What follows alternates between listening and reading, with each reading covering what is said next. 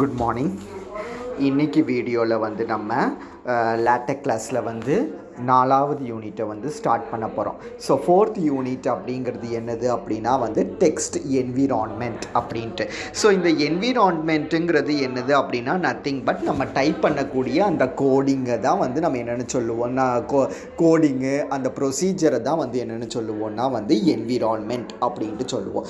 So ஏற்கனவே நமக்கு வந்து லேட்டக்கில் வந்து how to type a text அப்படிங்கிறது வந்து தெரியும். டெக்ஸ்ட்டை வந்து எப்படி டைப் பண்ணணும் அப்படிங்கிறது. ஸோ அந்த டெக்ஸ்ட்டை டைப் பண்ணும்போது தேவைப்படக்கூடிய அந்த கமாண்டு, ஸோ எக்ஸ்ட்ரா கோடிங்ஸு, இது எல்லாத்தையும் பற்றி தான் வந்து இந்த சாப்டரில் வந்து பார்ப்போம். ஓகேவா?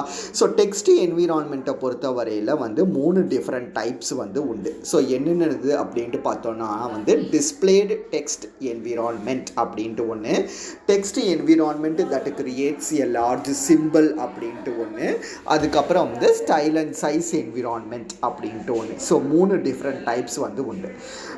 The most important displayed text environment in math are the proclamations or theorem like structures, proclamations with style and proof environment discussed in detail in next chapters. அடுத்த சாப்டர்ஸில் தான் வந்து நம்ம என்ன செய்ய போகிறோம் அப்படின்னா வந்து டெக்ஸ்ட் என்விரான்மெண்ட்டை பற்றி டீட்டெயில்டாக வந்து பார்க்க போகிறோம். ஓகேவா? சரி.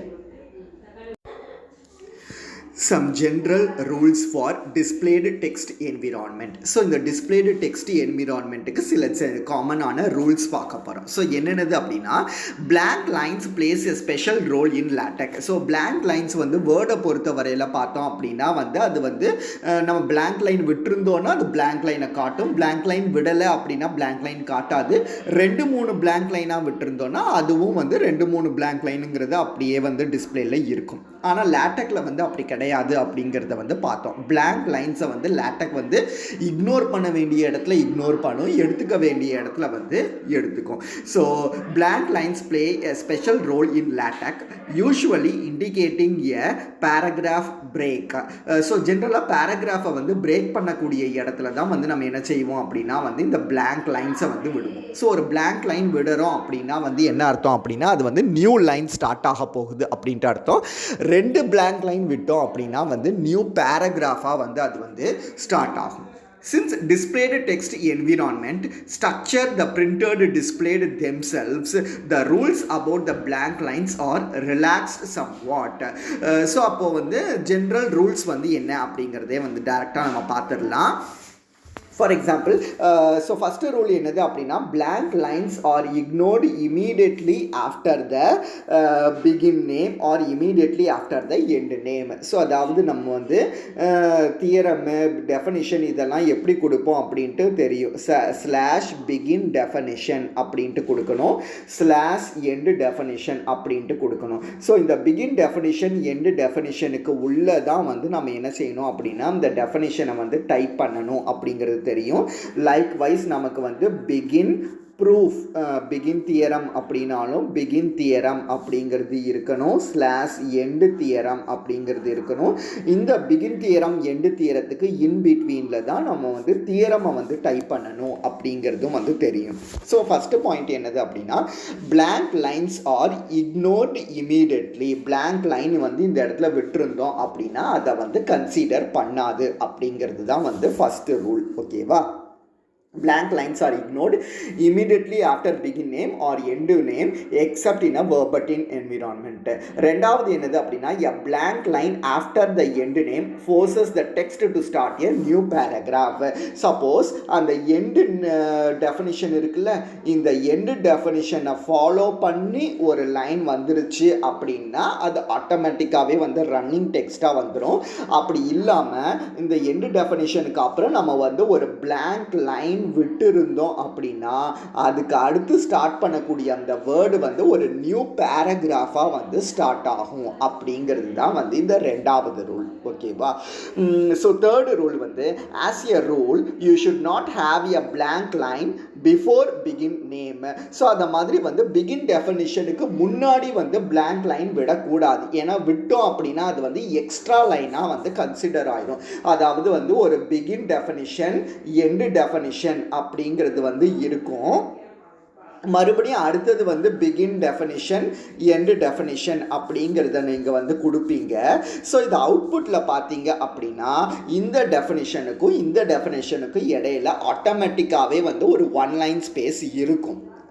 ஆனால் நீங்கள் இந்த இடத்துல எக்ஸ்ட்ராவாக மேனுவலாக ஒரு லைன் பிளாங்க் லைன் விட்டீங்க அப்படின்னா உங்களுக்கு அவுட்புட்டில் 2 பிளாங்க் லைன் இருக்கிற மாதிரி காட்ட ஆரம்பிச்சிடும். கேப் வந்து கொஞ்சம் எக்ஸஸாக தெரிய ஆரம்பிச்சிடும். ஸோ அது வந்து நீட்னஸ் வந்து இருக்காது.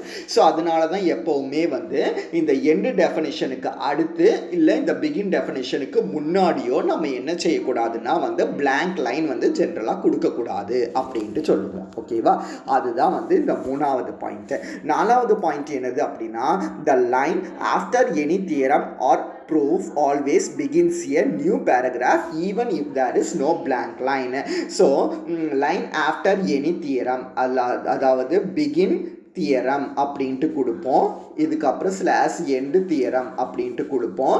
ஸோ இதுக்கு அடுத்தது வந்து ஸ்லாஷ் பிகின் ப்ரூஃப் கொடுப்போம். அப்படின்னா இந்த ப்ரூஃபுங்கிறது வந்து ஆட்டோமேட்டிக்காகவே வந்து நியூ லைனில் தான் வந்து ஸ்டார்ட் ஆகும். நம்ம வந்து ஸ்பெஷலாக வந்து அது இந்த இடத்துல ஒரு கேப் கொடுக்கணும் அப்படிங்கிற அவசியம் வந்து கிடையாது. ப்ரூஃப் அப்படிங்கிறது ஆட்டோமேட்டிக்காகவே நியூ லைனில் தான் ஸ்டார்ட் ஆகும்.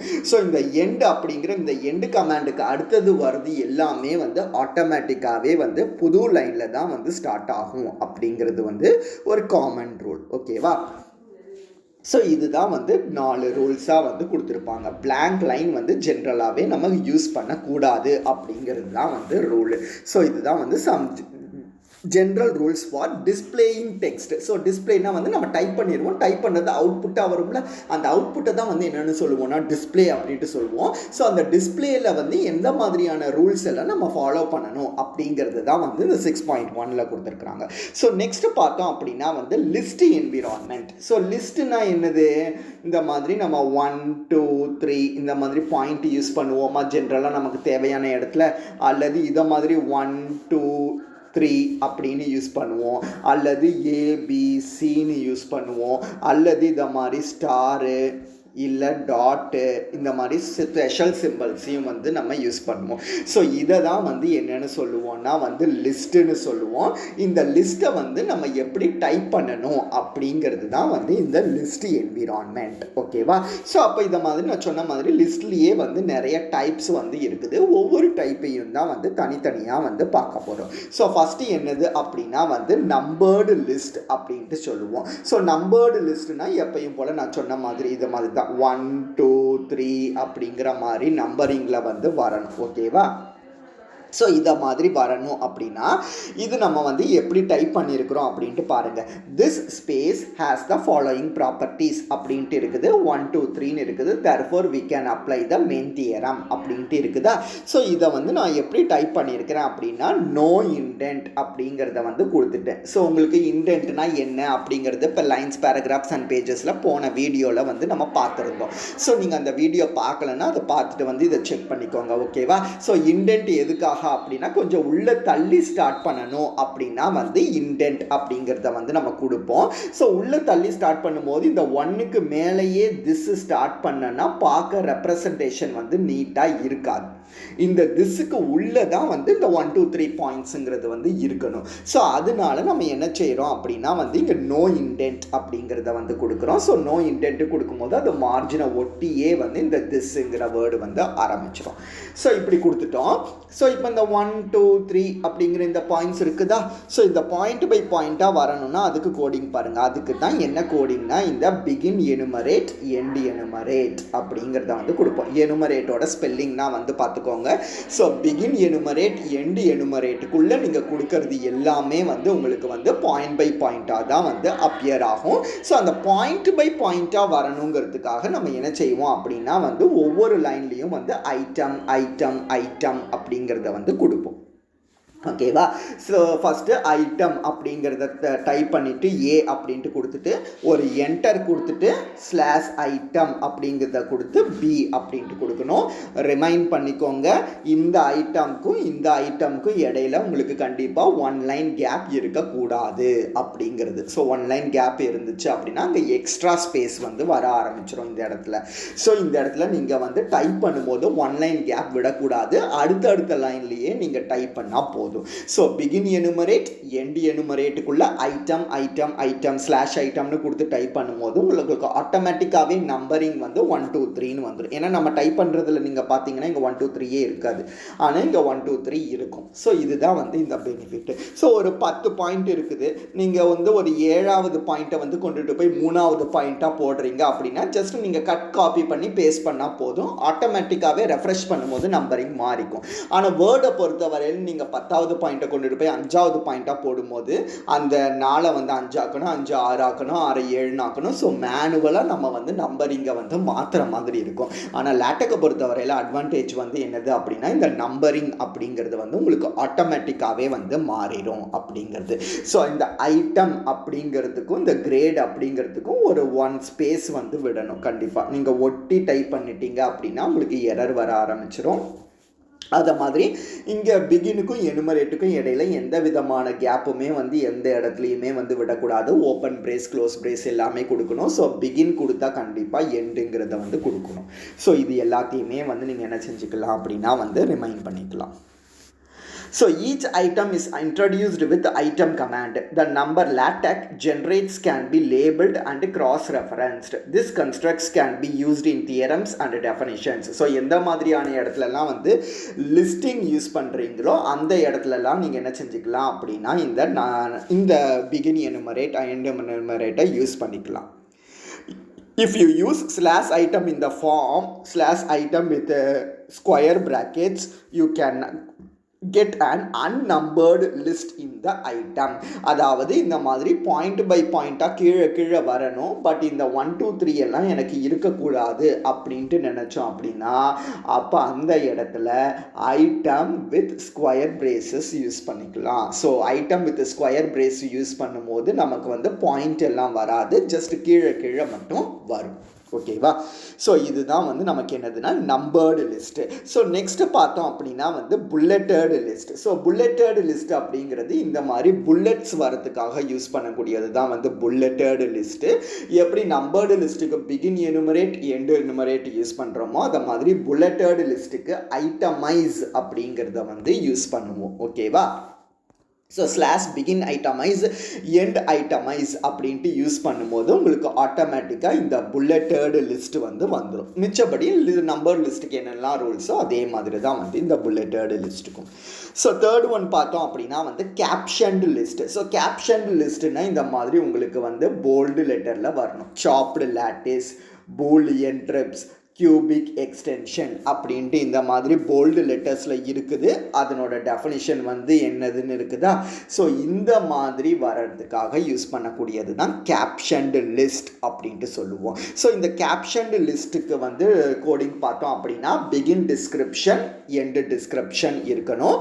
அது தவிர ஸ்லாஷ் ஐட்டம் கொடுப்போம்ல, அந்த ஐட்டமில் ஸ்கொயர் பிரேஸ்க்குள்ளே தான் அந்த கேப்ஷன் என்ன அப்படிங்கிறத வந்து கொடுக்கணும். ஸோ ஸ்லாஷ் ஐட்டம் போட்டு ஏ அப்படின்ட்டு கொடுத்தோம் அப்படின்னா இந்த இடத்துல ஏ அப்படிங்கிறது வந்து போல்டு லெட்டரில் வந்து வரும். ஸோ உங்களுக்கு கேபிட்டலில் வேணும்னா நீங்கள் கேபிட்டலில் டைப் பண்ணணும், ஸ்மாலில் வேணும்னா ஸ்மாலில் டைப் பண்ணணும். ஓகேவா? ஸோ அது கேப்ஷன்டாக வர்றதுக்கு வந்து இந்த கோடிங். ஸோ இந்த எதுலேயுமே வந்து நம்ம பிளாங்க் லைன்ஸ் வந்து எக்ஸ்ட்ராவாக விட தேவை கிடையாது. ஓகேவா? ஸோ இது வந்து புல்லட் கேப்ஷன்டு லிஸ்ட்டு. ஸோ அப்போ 3 டைப்ஸ் ஆஃப் லிஸ்ட்டு இருக்குது லிஸ்ட் என்விரான்மெண்ட்டில்: bulleted list, numbered list, captioned list அப்படின்ட்டு. ஸோ இதுக்கு வந்து நம்ம ரூல்ஸ் பார்ப்போம். ஸோ ரூல்ஸ் பார்த்தோம் அப்படின்னா there is only one rule, ஒரே ஒரு ரூல் தான் நம்ம ஞாபகம் வச்சுக்கணும். என்னது அப்படின்னா பிகின்னு ஆரம்பிச்சுது அப்படின்னா கண்டிப்பாக எண்டுங்கிறது வந்து இருக்கணும். அதை மாதிரி ஐட்டம் அப்படிங்கிற இந்த வார்த்தை வந்து கண்டிப்பாக அதை ஃபாலோ பண்ணி இருக்கணும். நீங்கள் ஐட்டம்னு கொடுக்க மறந்துட்டு நீங்கள் டைப் பண்ணீங்க அப்படின்னா உங்களுக்கு லிஸ்ட்டு வந்து லிஸ்ட்டாக வந்து வராது. ஐட்டம்ங்கிற வார்த்தை வந்து கண்டிப்பாக இருக்கணும். ஸோ இதில் மாதிரி இதை மாதிரி பிகின் டிஸ்கிரிப்ஷன் அப்படின்ட்டு கொடுத்தீங்கன்னா அதுக்கு இடையில கேப்பும் வந்து இருக்கக்கூடாது. கேப் இருந்துச்சு அப்படின்னா வந்து உங்களுக்கு எரர் வந்து வர வர ஆரம்பிச்சிடும். ஸோ இதுவும் வந்து நீங்கள் ஞாபகம் வச்சுக்கக்கூடிய ஒன்று.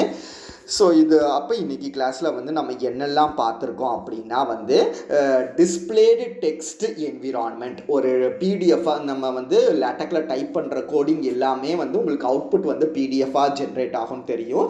ஸோ உங்களோட பிடிஎஃப்பில் நம்ம டைப் பண்ணியிருக்கிற டெக்ஸ்ட் வந்து எப்படி நீட்னஸாக வரணுங்கிறதுக்கு நம்மளோட கோடிங்கில் வந்து எப்படி இருக்கணும் அப்படிங்கிறது தான் வந்து அந்த என்விரான்மெண்ட். ஓகேவா? ஸோ அந்த என்விரான்மெண்ட்டை வந்து நம்ம என்ன செய்வோம் அப்படின்னா வந்து கரெக்டாக வந்து கொடுக்கணும். ஸோ அதுதான் வந்து இது, அதுக்கு என்னென்ன ரூல்ஸ் அப்படிங்கிறத வந்து பார்ப்போம். ஸோ இது வந்து ஃபர்ஸ்ட் ஒன்று. ஸோ ரெண்டாவது பார்த்தோம் அப்படின்னா வந்து லிஸ்ட் என்விரான்மெண்ட் அப்படிங்கிறத வந்து பார்த்துருக்கோம். ஸோ இதில் numbered list, bulleted list, captioned list அப்படின்ட்டு 3 டிஃப்ரெண்ட் டைப்ஸ் வந்து இருக்குது. ஸோ அது என்ன அப்படிங்கிறத பார்த்தோம். அண்ட் மெயினாக இதுக்கு உண்டான ரூல் என்ன, இந்த லிஸ்ட்டை பயன்படுத்துறதுக்கு ரூல் வந்து என்ன அப்படிங்கிறத வந்து பார்த்துருக்கோம். ஓகேவா? ஸோ இது வரைக்கும் இன்னைக்கு வீடியோவில் பாருங்கள். ரிமைனிங் வந்து நம்ம நெக்ஸ்ட் வீடியோவில் வந்து கண்டினியூ பண்ணலாம்.